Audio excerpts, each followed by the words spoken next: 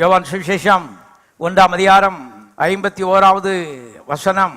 பின்னும் இயேசு அவனை நோக்கி, வானம் திறந்திருக்கிறதையும் தேவதூதர்கள் மனுஷகுமார் ஏறுகிறதையும் இறங்குகிறதையும் நீங்கள் இது முதல் காண்பீர்கள் என்று மெய்யாகவே மெய்யாகவே உங்களுக்கு சொல்லுகிறேன். மனுஷகுமார் இந்த பூலோகத்திலே 33 ஆண்டுகள் வாழ்ந்தார்.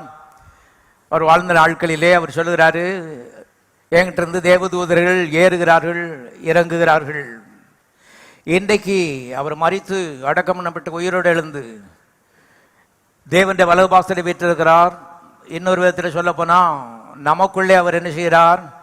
அவர் வாழுகிறார் என்று வேதம் சொல்கிறது. நித்திய ஜீவனாகிய கிறிஸ்து நமக்குள்ளே இருக்கிறார்.